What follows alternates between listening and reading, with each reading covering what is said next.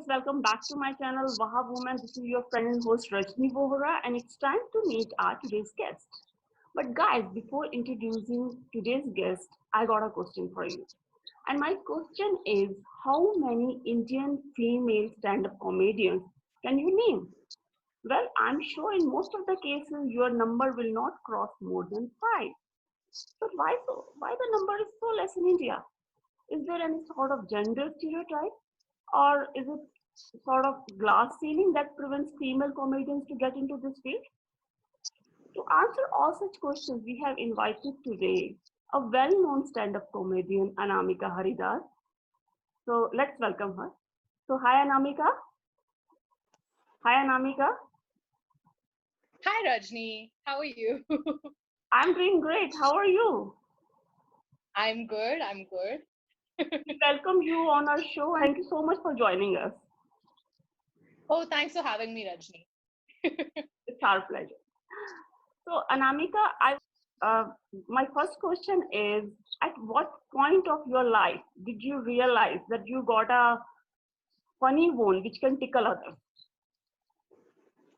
Oh, well, so I've been public speaking from the time I was younger, and I've really enjoyed doing theater and acting. And I think among my friend groups, I think in college I've gotten into trouble for making jokes, which are not, Okay. which everyone laughs at, but then it's also like, I don't want people to take offense.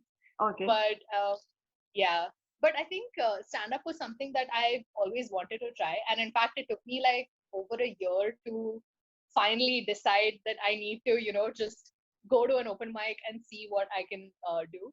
Right. So, yeah, I started stand up almost immediately after college, just after I had started working here in Pune as well. Okay. And how supportive your family was in this decision? Because it has been sort of unconventional field for female artists in India, at least throughout the history. That's true. That's true. What I would say is, I think my family personally is extremely supportive. I think also because from the time I was younger, they were always encouraging of the arts and theater and things like that. So it wasn't really, they were actually like quite happy and excited, and they would inquire and ask me to tell jokes to them, Yeah. which was quite awkward sometimes because my Yeah. jokes are about them. So but yeah, I completely understand what you're saying because especially in India, we find like a lot of, I mean, there are a lot of barriers to attending shows, or like maybe you're not allowed to leave the house late at night, or maybe your parents are worried about when you'll come back, and just generally what kind of crowds you'll be performing to and things Right. like that. Right. So I think that's definitely a concern. Thankfully, I haven't had to face that with my parents, but I do know people who had to overcome a lot to, do this every night. Okay. So you got a lot of support from your family member, your family. But what about society? How welcoming was the society when you entered and you did your first show? How good they were? I mean, did they welcome you, or did you face any gender stereotype? Did you feel like running away from there and just rethinking over your decision? Oh, so this is definitely a really good question, Rajni, because again, okay, so just to give you some context, we do stand up. I do stand up here in Pune. Okay, that's where I started. And Pune has a smaller scene. So maybe around like, there are, let's say, around 50 regular people who perform. All right. Out of these 50 people, oh, there are only five girls. Yeah. So, Okay. and yeah, so inevitably we all end up just supporting each other and, things like that. But yeah, the ratio is very skewed. So even if I'm on a lineup, it's very likely that I could just be the only girl on the lineup that day. Okay. So the issue is that, so most audience members in Pune are quite liberal, and the stand-up community is quite welcoming as a whole, like at least when you start and things like that, it's quite nice. But what I would say is that, yeah, there are some people in the audience whom you can point that, the moment a girl goes on stage, Yeah. either they're unnecessarily too excited, or they're like, their attention has just gone. So Oh, you need to like try to find a balance and really, understand what, like try and make sure that they're laughing at your jokes. And ultimately, I think that's another barrier that You broke. we need to put harder for, Yeah. because sometimes you find that, oh, if the same jokes were said by a guy, maybe Yeah. the guys would laugh because they're hearing it in a male voice. Right. So Right. In yeah, fact, my next so question is related to this point only. At times, uh, you had so many good punches in your mind, but the moment you face the crowd, you change your mind because your notion is if I try this punch, I might be labeled a little lewd or profane, being a female. So did it right. ever occur to you that you stop yourself, you were holding yourself back? Okay, let's not play this punch because this punch may be perceived wrong, or you may be labeled Mm. as something what is not very appropriate for you. Okay, so the thing about stand up is a lot of it, once you start doing it more, the more you realize that it needs to be personal for it to work. Like you have to find it funny first, and Right. you have to, talk about your life and things like that and your experiences and what you observe that's funny in the world. So Yes. a lot of the times, what happens is women are told that we can't talk about certain things that are taboo, Yes. right? Even things that are concerned to us. It doesn't even need to be like lewd content or even Right. sexual content. It can just Right. be like normal, oh, I went on a date, Yes. or Yes. oh, got my period. Just Yeah. Yeah. Yeah. regular Right. things that we experience. Yeah. But the problem is because it's still quite a taboo topic, or when you talk about it, you're kind of labeled as, oh, it's another female comic talking about bras, talking about boys, talking Yes. about how men are trash and things like that. But that's not the case, because if you look Yes. at male comedies, again, you can still point out a lot of people who talk about the same things, like, oh, मैं engineer हूँ, मैं single हूँ, मेरा girlfriend ऐसा है, just things like that. But we Right. don't point that out in men. We usually tend to point that out in women, because Yeah. I think as a society we like calling women out for no apparent reason. Right. But ultimately, I think what we need to realize is that if you're talking and like you believe your words and you're enjoying what you're saying, that translates to the audience as well. Right. So you need to be funny regardless of what Right. you're talking about. Right. True. So True. that. So I have seen that most of the comedians, for that matter, or stand-up comedians, they have their own genre. They have defined their own genre. Have you also defined your own genre, your some sort of specification that your comedy is going to be in this form only, or you know no limits, or it all depends on your mood. Today I want to talk about a little serious, sarcastic point, or tomorrow it could be a little lighter on a lighter note. Does it happen like this? Okay, that's a really good question, actually. A lot of us, I think, once you start doing it a certain amount, you kind of realize ki, oh, I guess my voice is kind of like this. So you might realize that, oh, maybe I enjoy doing observational content more, Hmm. or maybe I enjoy darker jokes more, or Hmm. maybe my thing is political comedy. Hmm. So I think you realize these things about yourself only once you keep doing it. But the Hmm. problem is that once you, the good part, okay. So supposing someone gets, suppose you get a really good response for certain kinds of jokes that you do, Hmm. it shouldn't restrict you from doing other jokes. Hmm. Like you Hmm. can focus on maybe say observational content, Hmm. but and maybe get really good at it. But Hmm. there's always a fear that, oh, now that I know this, or like now that audience is responding to this, Hmm. how am I going to break out of this if I want to? Like, what if I want to tell the audience a story and make them laugh? Hmm. Will I be Hmm. able to do that? Hmm. And with stand up, it's inherently also quite experimental, because when you're on stage, Hmm. anything can happen, anything can come Right. out, Right. right? So usually we rehearse our sets like we know them to the T. We do it day in and day out. We practice to ourselves in the mirror, joke with our comic friends about it to refine and make a joke better. So I think while doing it after a point of time, you realize what your style is.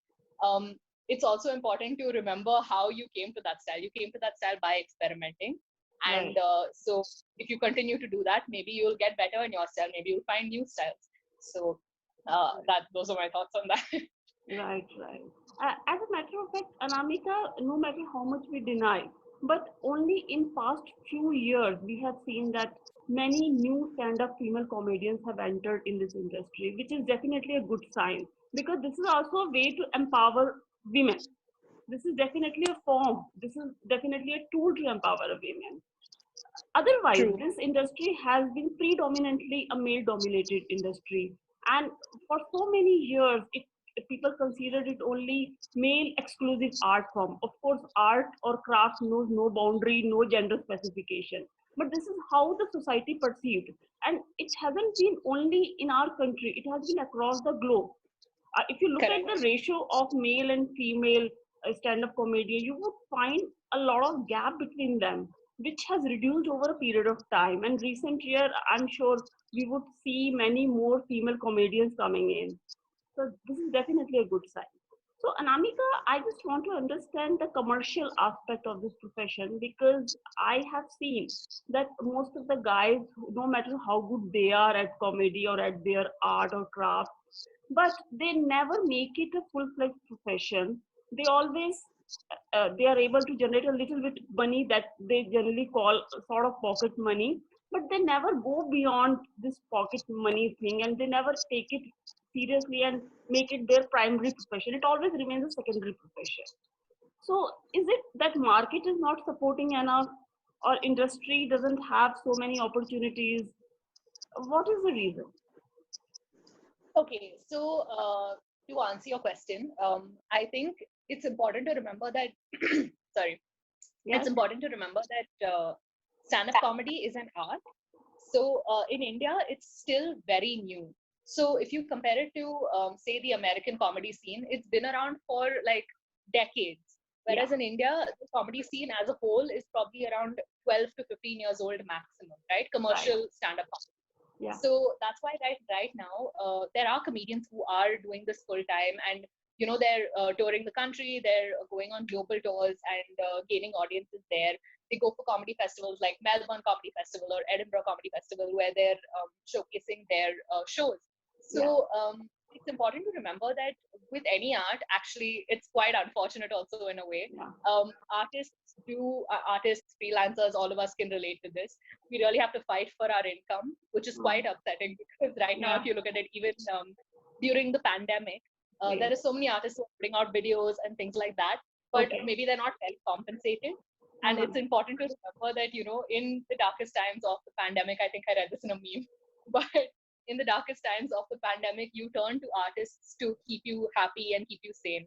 Mm-hmm. So it's important to remember that artists need to be compensated fairly. Hmm. But again, to bring it back to your question, uh, there are a lot of people in India who are earning their primary incomes through stand-up and comedy-related ventures.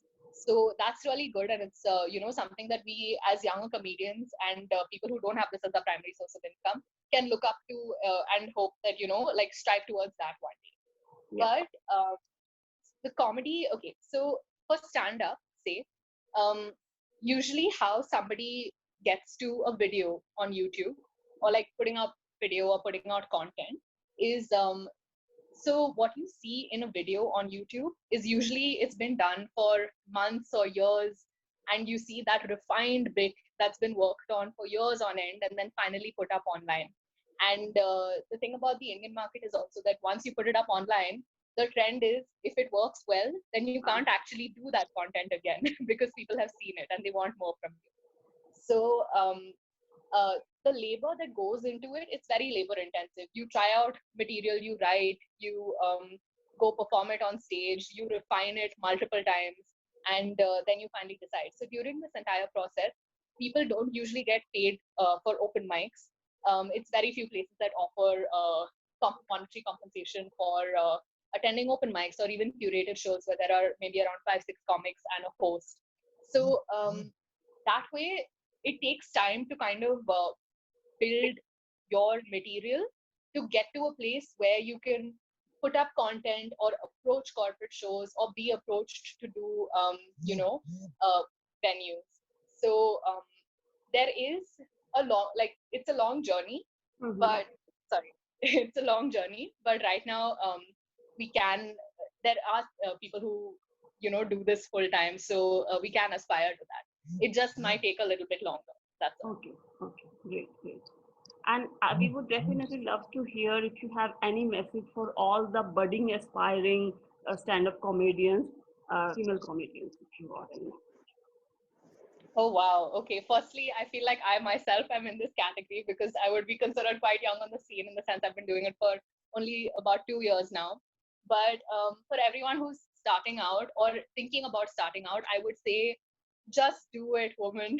Just get to it because we need like female representation in the industry. And plus, if you've already started, an important thing to remember would be, don't listen to other people's advice. Don't even listen to my advice. That's like the first rule Uh, because ultimately you need to figure out your voice and yeah, you're not going to do that by listening to anyone else. yeah. So just write, work hard and do as much stage time as you can, like stage time is key. So that's what I would say. Thank you so much, Anamika, for being with us and sharing your wonderful experiences with us.